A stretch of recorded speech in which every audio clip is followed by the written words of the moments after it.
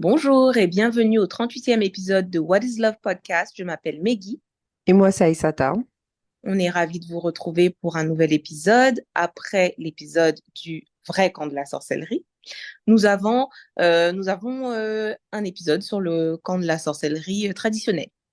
Euh, on vous laisse écouter comme on le fait depuis quelques épisodes et puis on vous retrouve à la fin. Bonne écoute.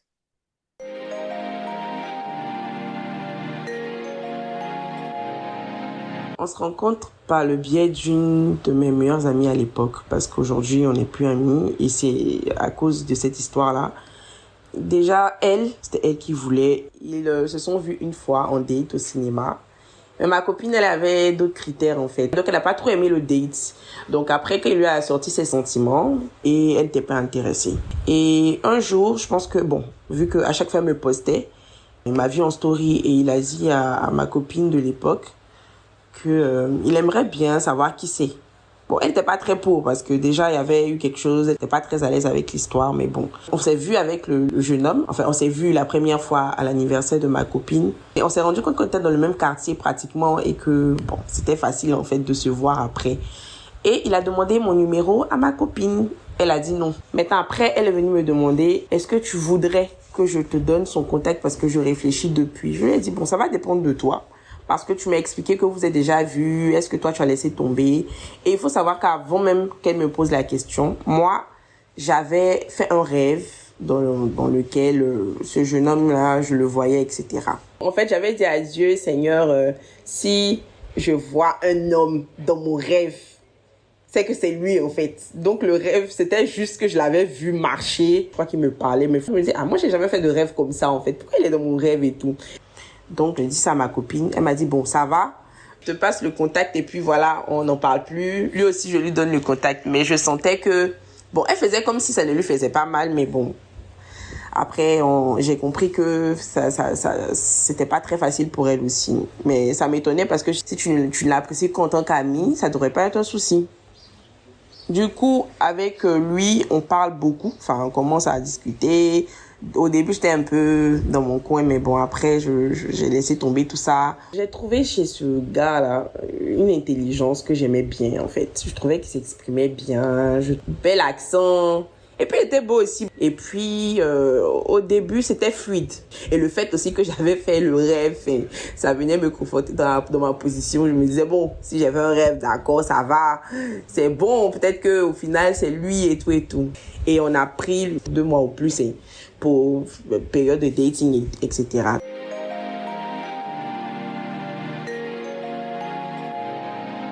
On se met en couple. Et ça va être le début de beaucoup de problèmes. Donc, quand on a commencé à avoir la relation, on s'est rendu compte qu'on avait 2 forts caractères qui ne matchaient pas ensemble. Moi, ces choses-là, je les justifiais justement parce que chacun avait son bagage émotionnel en réalité. Et moi, j'étais perturbée à mon niveau émotionnellement, lui aussi. Donc, on ne se rendait pas compte. Au fur et à mesure, ça allait de mal en pis.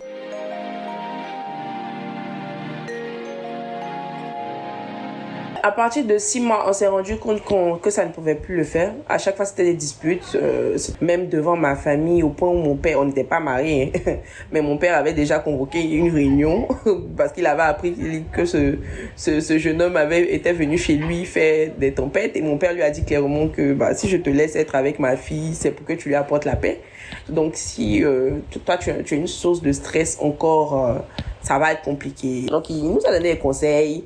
Mais ces conseils-là, tout le monde nous donnait les mêmes conseils. Tout ce que vous pouvez imaginer de toxique là, c'est ça que nous on faisait en fait. Mais on s'aimait. L'amour qu'on se portait là, c'était trop fort. Je pense que même c'est ça qui faisait qu'on était tout le temps dans ça en fait.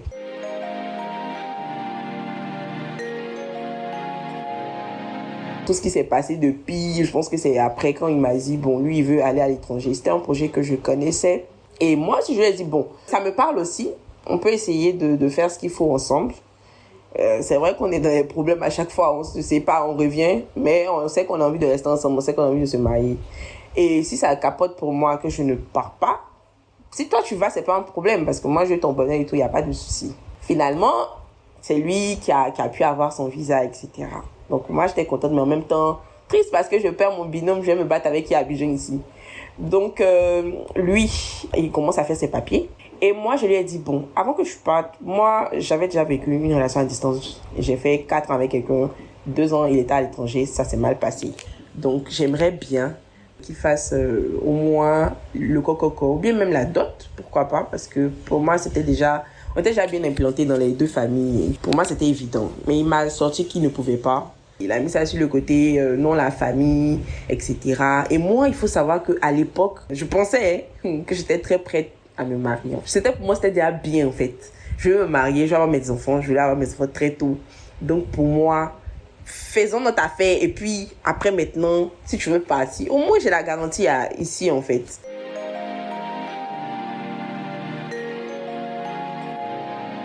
Avant qu'il ne parte, il y a eu une histoire où je l'ai attrapé en train de faire un gros flirt avec une jeune fille. Je pense que ça devait être un signe où Dieu me disait, mais en fait, cette histoire-là, ça va pas aller quelque part, mais tu m'écoutes pas depuis. C'est-à-dire 1 heure avant qu'il ne prenne son vol, moi, je prends son téléphone parce que c'est moi qui ai pratiquement rangé ses affaires. Hein. J'étais là du matin au soir, on a rangé les affaires avec sa maman.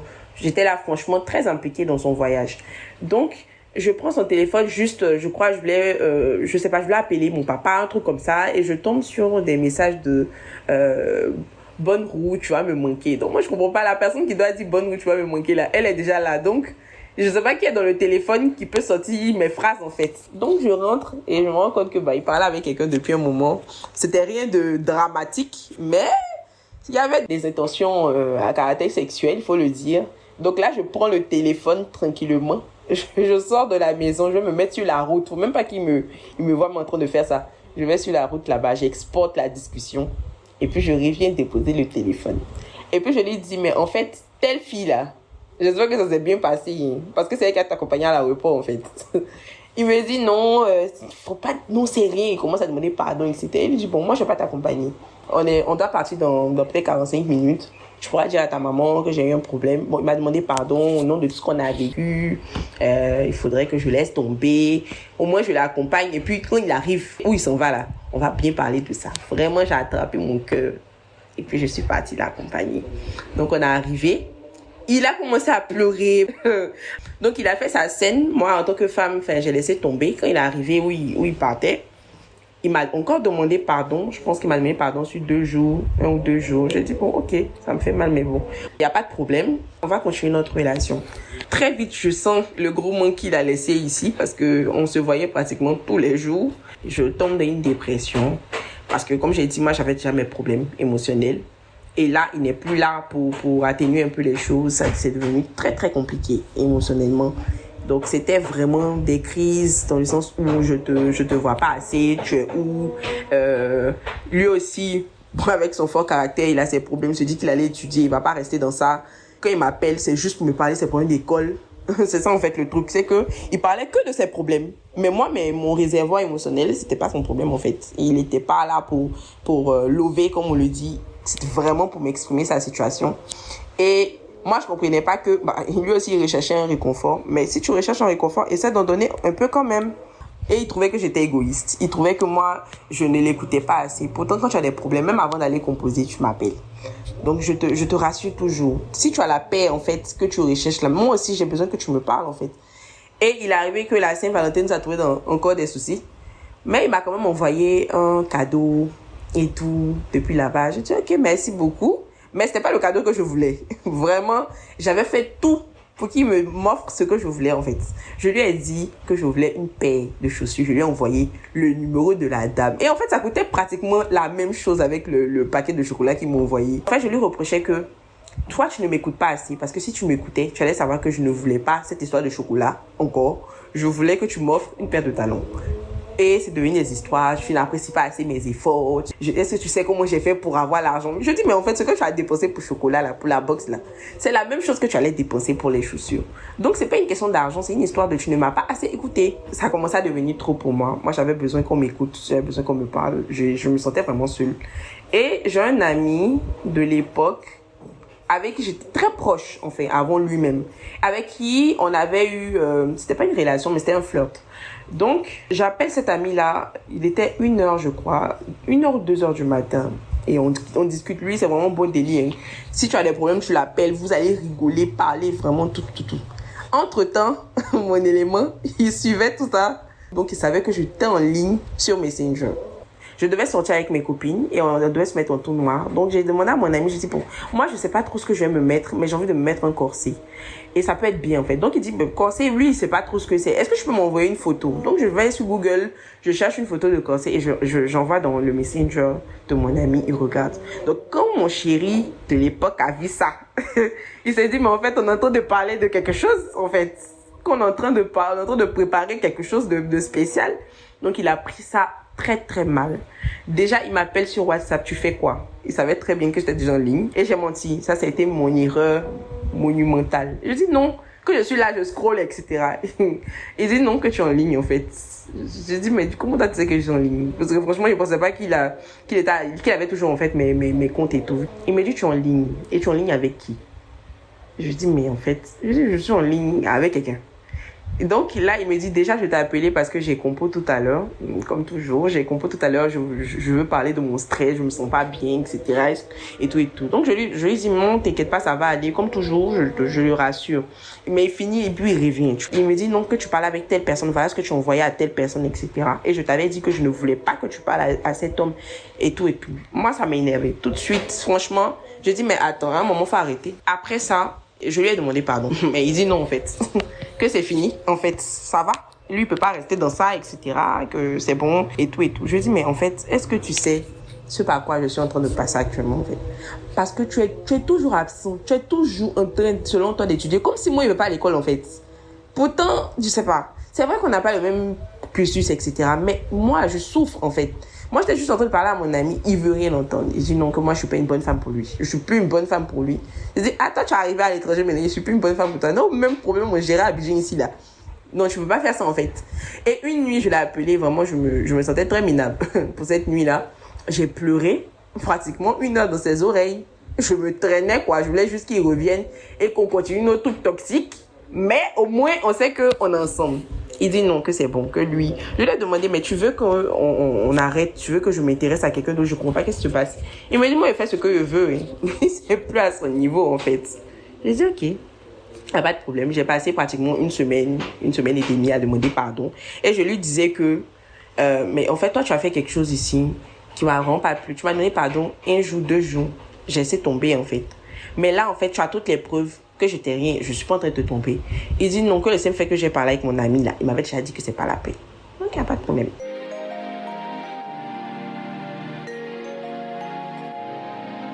Et puis, il devait venir à Abidjan. Donc, moi, je lui dis, bon, ça, c'est la chance pour retrouver mon couple, en fait. Si on se comprend pas à distance, qu'on va se voir là, forcément, ça va reprendre. Donc, j'étais là, je faisais mes petits plans. On se parlait pas, mais j'avais appris qu'il venait en juin, par là. Je lui ai écrit.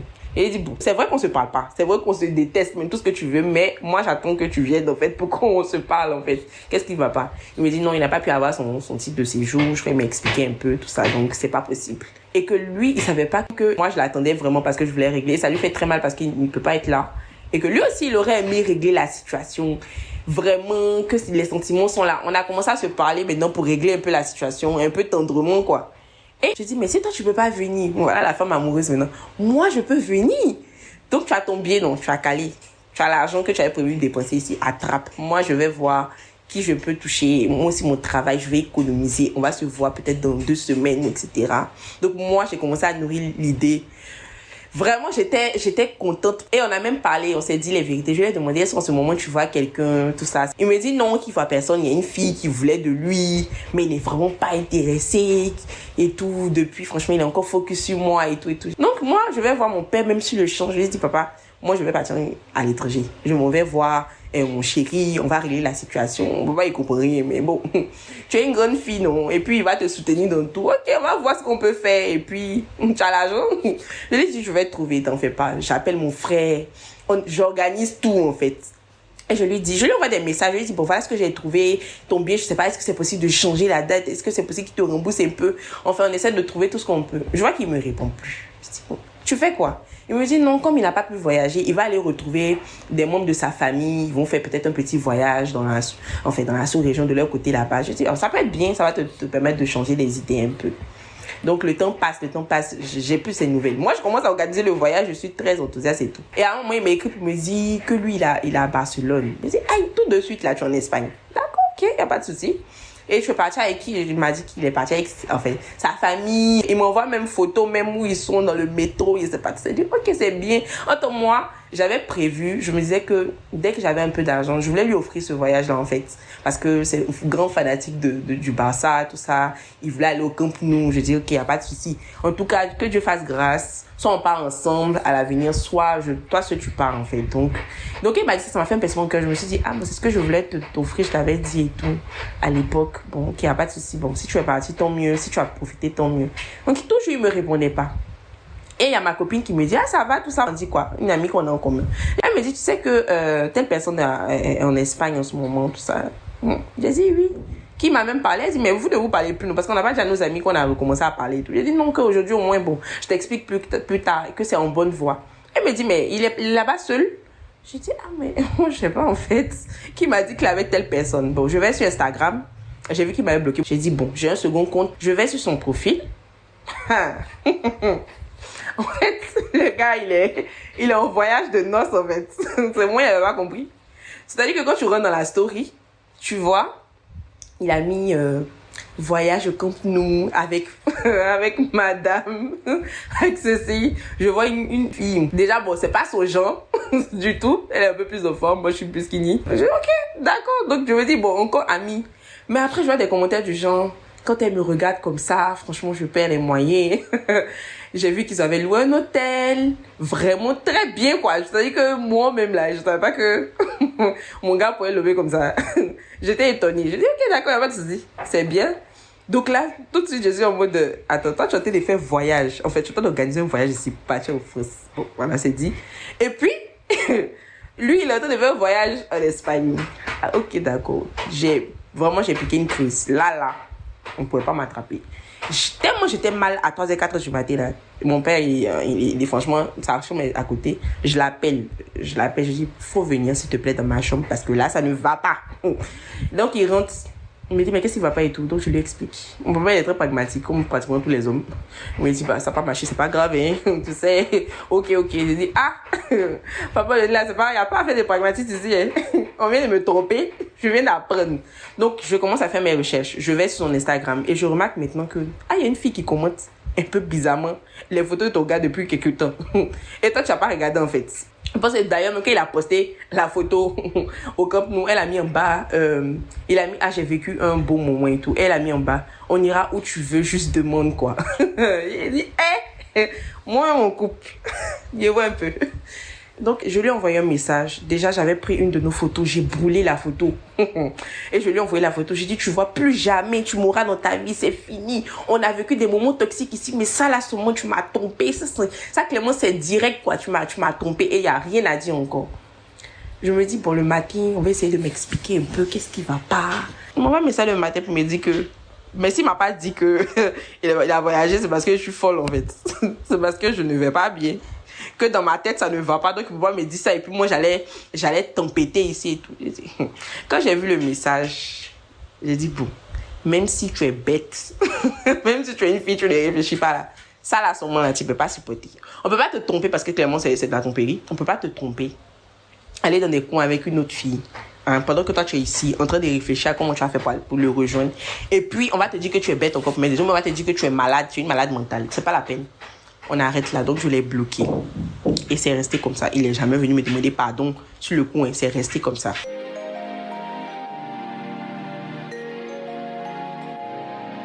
Donc après, il y a une de ses amies qui m'a dit, mais Clément, désolé, mais il te trompait déjà.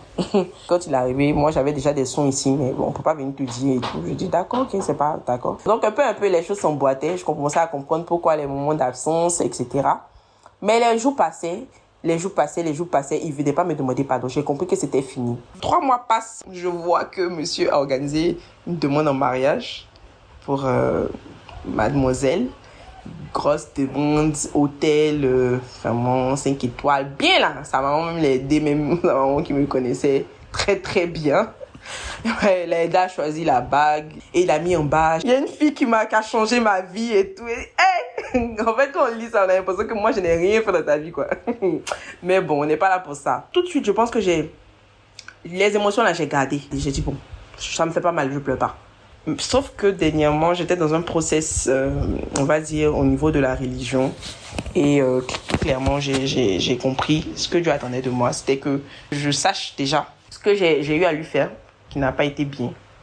Et aussi que je pardonne, parce que je peux pas indéfiniment lui en vouloir. Je pense que dans mon processus de guérison, c'était la seule personne à qui j'avais pas encore accordé le pardon. Franchement, pour moi, c'était trop, trop grave. À cette époque, je me disais, mais en fait, sûrement que c'est moi qui suis pas mariable, parce qu'on est resté 2 ans ici. On vivait notre histoire d'amour, vraiment, tant qu'il n'y avait pas l'étranger là, on était là en fait. On avait nos projets et tout.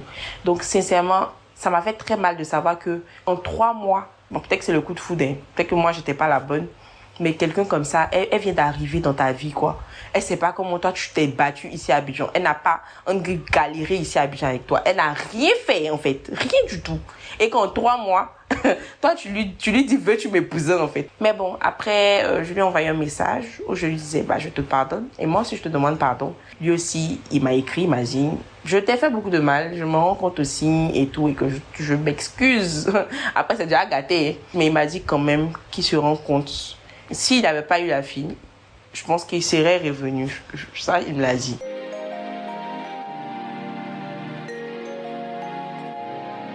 Pour moi, l'amour, c'est quelque chose d'incroyable. Voilà, qui peut te faire des choses auxquelles tu ne t'attendais pas, auxquelles tu n'étais pas préparé. Et puis, c'est beau, en fait. Donc, c'est vraiment un process, c'est vraiment un cheminement qui ne devient pas, en fait, mauvais juste parce que tu as eu de mauvaises expériences. Voilà, ça reste beau et la bonne personne, tu n'auras même pas à lui demander, comme avec mon histoire, tu n'auras pas à lui demander de faire ceci, de faire cela, ce sera automatique. Je pense que lui, dans son cas, bah, il a trouvé la bonne personne, donc ça s'est fait en 3 mois. Et puis bon, moi j'attends le bon, tout simplement.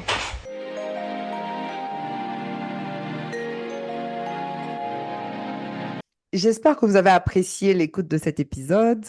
Moi, je repensais à ce que Maggie a dit au début, et elle a dit qu'on allait parler du vrai camp de la sorcellerie, mais j'ai envie qu'on revoie un peu ça. Je me dis, est-ce que c'était vraiment une histoire du camp de la sorcellerie, ou est-ce que c'était juste dommage?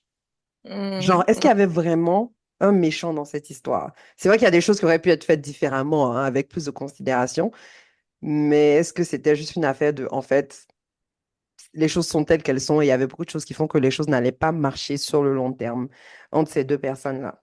C'est ce que je me demande. Je pense que les deux avaient peut-être une part de toxicité, dans le sens où notre invité savait que ils n'allaient pas vraiment ensemble, ils se disputaient souvent, mais c'est peut-être une situation dans laquelle ils se sont accrochés l'un à l'autre pendant plus de temps que nécessaire. Ouais, et puis ça ramène aussi, tu sais, à la question de est-ce que c'est parce qu'on a passé beaucoup de temps ensemble qu'il faut forcément se battre à tout prix pour une relation, tu vois? Est-ce que le temps passé ensemble justifie le fait qu'on doit finir ensemble? Donc, c'est vrai que c'est un couple qui a duré 2 ans à Abidjan avant de devoir se mettre à distance. Et puis après, avec la distance, ça n'a pas marché. Mais est-ce que même ce 2 ans-là justifiait le fait qu'il fallait choisir d'être à distance en partant, ou bien est-ce que c'était peut-être l'occasion de se poser, de réévaluer la relation et de se dire, bon, les 2 ans qu'on a passés ici, là, est-ce que ça marchait déjà bien pour nous pour dire qu'on va tester ça sur le long terme? Ouais, je pense que c'était déjà gâté même en quittant Abidjan, en fait. Donc ça, je pense qu'il fallait vraiment réévaluer déjà pour se Ouais. dire que est-ce qu'on est sûr? Parce qu'il y avait des signes, hein, genre l'invité voulait qu'il fasse la dot, qu'il se marie. Le gars trouvait des excuses pour dire non. Donc ça veut déjà dire qu'en termes d'intention, d'engagement, lui, il n'était pas très sûr. Mm. Plus la quasi-tromperie qu'elle a découverte le jour où il partait. Ça n'annonce rien de bon, tout ça. Oui, effectivement. Et j'étais en train de penser quand tu dis pour la dot, je me demande est-ce que après un certain nombre de temps ou un certain nombre d'années, est-ce que ça devient un red flag qu'on t'ait pas déjà demandé ou qu'on n'ait pas posé un acte d'engagement? Je me demande parce que bon, ça dépend hein, d'un couple à l'autre, Ouais. mais Je trouve que ça dépend, hein. Ça hmm, dépend du couple, ça dépend de, tu sais, il y a des gens pour qui il faut au moins 1 an pour apprendre à bien se connaître, pour dire que, OK, là, on est en couple et tu as des gens qui vont plus vite. Ça dépend de l'âge. J'ai l'impression que quand tu es plus jeune, tu as plus de patience et puis tu vas être à l'aise d'être en couple pendant 5 ans avant qu'il y ait quoi que ce soit qui se fait, versus quand tu es un peu plus vieux, après 1 an, si tu n'es pas clair dans tes intentions éléments, I au suivant, mean, là, je pense que ça dépend vraiment. ça dépend aussi de la génération dans laquelle on est. En tout cas, c'est ça qui est là. En tout cas, tout ça pour dire que moi, personnellement, je n'identifie pas de méchant dans cette histoire. Mm. Et je pense elle est pleine de leçons, en tout cas, sur le fait que quelquefois, faut juste qu'on prenne du temps, qu'on prenne du recul, on se pose un certain nombre de questions. Mais On espère. aussi, Oui. faut que les gens arrêtent d'être lâches, quoi. Parce que le gars en question, quand il n'avait pas, il n'était pas obligé de faire croire à l'invité que il voulait se remettre ensemble. C'était juste pas nécessaire. En parlant de l'acheter, oui. Ok, moi, je pense sincèrement que Mhm. il y a des hommes, franchement, si ils peuvent gagner championnat pour être lâches là, ils vont gagner ça. Et je sais pas si tu as vu, il y a quelques jours, Brut a sorti l'histoire d'un mec il fait comme si, genre, il est mort à l'eau, genre, il est allé dans un lac, je sais pas quoi, Ah il est mort, ça fait oui, pas qu'on le cherche, le mec, ouais, il est en Ouzbékistan ou je sais pas quoi. avec une autre femme et tout. Oui. Ouais, c'est En grave. tout cas, je pense que, je pense qu'il y a beaucoup d'hommes qui sont prêts à s'engager dans de nouvelles relations complètement, plutôt qu'être honnête avec les femmes avec lesquelles ils ont été, en fait. Je Ouais, comprends ouais, c'est trop fréquent. C'est une épidémie de lâcheté hein, chez les hommes. ça. Et c'est pas. Il y a des fois, je comprends, hein, c'est pas des conversations qui sont faciles à avoir. Tu as peur de briser l'autre personne, etc. Mais à la fin de la journée, la vérité va sortir un jour et puis la personne aura mal quand même. Mais encore plus mal.